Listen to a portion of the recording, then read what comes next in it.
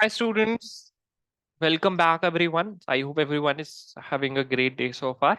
So let's start. We were discussing about the spermatogenesis and today we'll be discussing about oogenesis. What is this oogenesis? Formation of egg or ovum. Formation of egg or ovum. And where does it take place? Location is ovaries, right? Location is ovaries, right?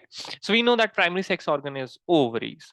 Now, one more important thing, let's start with the we could say the pre-development pre-birth journey, okay, of the gametogenesis. So if we talk about the pre-birth journey of gametogenesis, so this gametogenesis starts with the yes, it starts with the developmental stage of fetus. So during the first month of gestation, first month of gestation, right, whenever we have the first month of gestation, around 700 primary follicle they develop, right? Then in the second month they increase to 6 lakhs, and by the fifth month they become 7 million. They become 7 million, right? Now, as soon as the baby is born, a female child is born, a lot, millions of the primary follicle they undergo atresia. What is this atresia? It is the degeneration. What is it? It is the degeneration, or we also call it as shrinking. Degeneration, or we also call it as shrinking. Atresia or degeneration. Degeneration, right? Now we are left with 50 to 60,000 primary follicle, right? We are left with 50 to 60,000 of primary follicles. Now, let's see the cross section of ovary. If we have to see the cross section of ovary, I'll make a broader cross section, right? Now we'll see that the primary follicle, this is a primary follicle, as we have seen 3 stages: the multiplication, growth, as well as maturation, MGM, right? Now, they divide and they increase a size in bit like this, right? So this primary follicle, it undergoes few changes or the multiplication of cells, right? As soon as it grows further, right, it undergo the growth phase, right? What does it undergo? It undergo the growth phase, right, and develop different membranes. This is called as the oocyte. It makes the oocyte. Undergoes the growth, right, like this,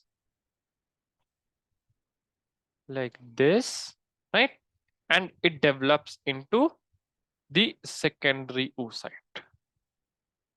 Secondary oocyte, and it further develops into the tertiary oocyte, right? Tertiary oocyte. This is the nucleus. These are the different layers that we'll discuss later. And what are the layers, right? Now, as soon as the ovum matures, right? So this is the tertiary oocyte, or we call it as Graafian follicle. Graafian follicle, right? Now there is a cavity in between that starts to form, and this cavity is called as antrum. This cavity is called as antrum. Whenever the the ovum matures, the ovum get released out of this whole structure, right? Now, after the ovum is being released from the ovary, that we'll discuss this detailed structure later.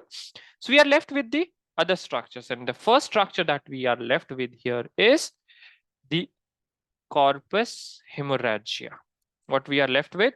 We are left with corpus hemorrhagia, right? I'll just erase these stages. Now let's discuss the post-ovulatory stages.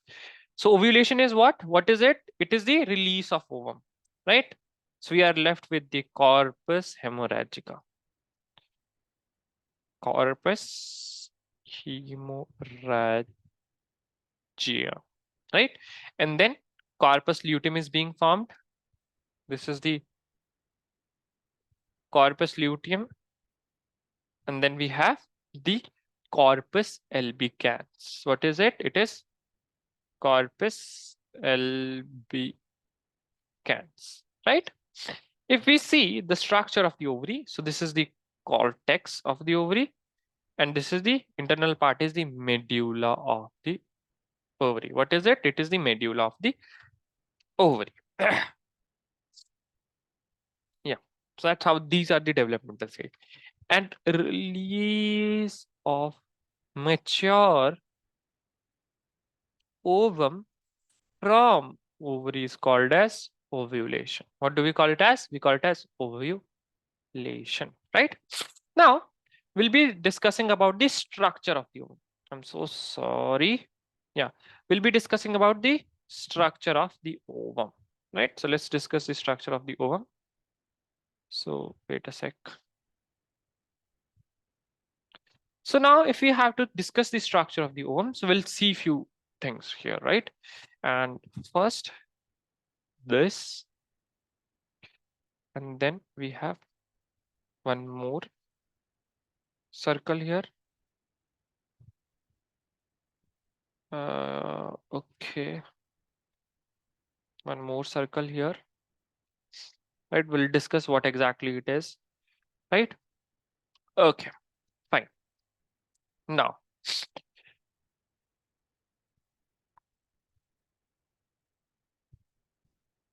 this sort of cells we have few layers as well, right? So this is the structure of mature ovum. Then we'll discuss about the structure of the Graafian follicle as well. So this layer, if we talk about this layer is theca externa, and this is theca interna.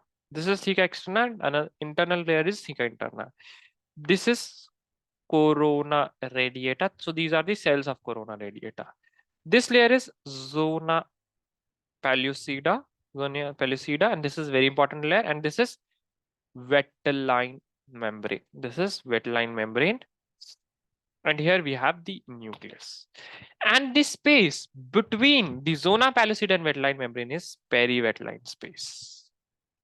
Perivitelline space. So this is the structure of the mature ovum. Now we'll be discussing about the structure of the Graafian follicle as well, right? Because that is also very, very important. So if we see the structure of the Graafian follicle, we'll see that there are the germinal epithelium, definitely, which is covering here, right? What we have? Germinal epithelium. What do we have? We have germinal epithelium outside, right? Most importantly, we have germinal epithelium, right? So this is germinal epithelium, germinal epithelium, right? Why? I don't know what happened today. It's drawing by its own, right? So we have germinal epithelium, right? GE. Then we have few another layers, right? So basically there is a bundle of cells, right? There is a bundle of cells, and these cells are called as germ hill cells, or we have the columellus oophorus. We have columellus oophorus, right? So these germ hill cells are called as columellus oophorus, right? Now, this hill, whenever it comes, it attaches to the ovum there. When it attaches to the ovum there, right? So this forms a bundle of the cells around the maturing, maturing ovum, and this bundle of cell is called as discus proliguris. This is discus proliguris, right?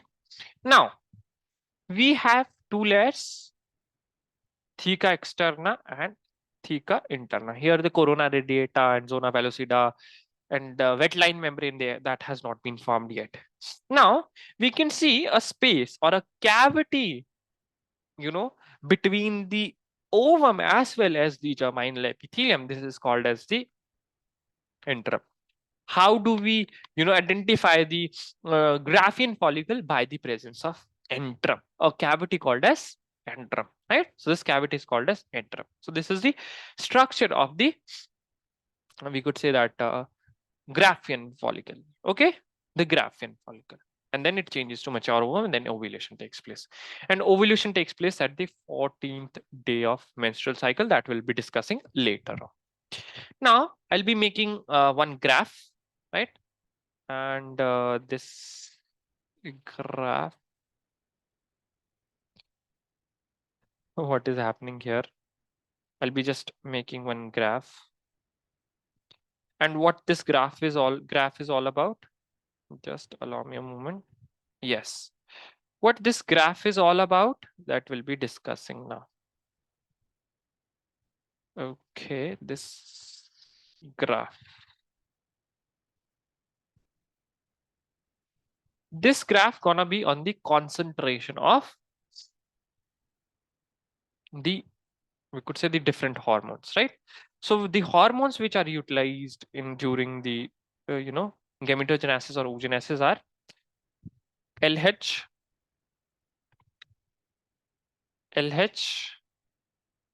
estrogen, and progesterone. Right? So this is the 14th day. I'm not able to write. Let me just take one more shape here. This is the 14th day, right? What is it? It is the 14th day, the day of ovulation, right? This is the day of ovulation, 14th day, right? So now let's see the activity of LH here. Oh, I'm so sorry. What is happening? Let me just draw one connecting line over here. I'll just draw this connecting line and one more connecting line over here. One more connecting line. Yes. So this is the one more connecting line, right? Let me just do like this, and we can just take it like this as well. What is happening? I can just take it down. I have to take it down a bit. I'm so sorry. These sort of technical skills are really, really bad. Yes, I just have physiology skills. Yeah. So this is LH first. So LH is something like this, right? This is the graph of LH. If we see the graph of estrogen, let me just change color over here. This is the graph of estrogen. So graph of estrogen also goes like this. And then finally with green color, we have the graph of progesterone. This is the graph of progesterone. LH, estrogen, and progesterone. One common thing that we find here is that on the 14th day, LH, progesterone, and estrogen, they are on the peak, and that decides the ovulation. And this is called as LH surge. What do we call it as? We call it as LH surge, right? When these hormones, they are on peak, right? When these hormones, they are on peak, what do? They do the ovulation. They cause the release of the ovum from the ovary, right? And then these ovum, they are caught by the fimbriae of the fallopian tube, right? So that's how the ovulation takes place. So I think we have covered everything about ovulation. Let me just make one flow chart of the things, right? How exactly the things happens. Okay. So now, let me just erase everything. You can pause the video wherever you want to and take down the notes. So here we have primary follicle. It further grows. This is the growth phase. Then it undergoes the cell division, right? And then it makes the, definitely it would gonna make the secondary follicle or secondary oocyte, and then Graphian follicle, and then we have the mature ovum. That is the flow chart basically. That's what happens, right? So if you have any doubt, whatever doubts you're having, you can drop it in the comment box, right? So we'll try to bind it up right now only, right? So in the next video, we'll be discussing about the very, very important thing here is the fertilization and the things before fertilization, right? What we'll be discussing here, we'll be discussing about fertilization, right? What? Fertilization. How exactly the process of fertilization takes place. Till then, please take care of yourself. Please revise whatever we have discussed. And if you are not clear about anything, you can comment down. I'll definitely either reply in the comment thread or maybe I can make one video, right? So don't hesitate to ask your doubts. So with this, we'll be meeting in the next video. Till then, take care. Thank you for watching, everyone. Have a great day ahead.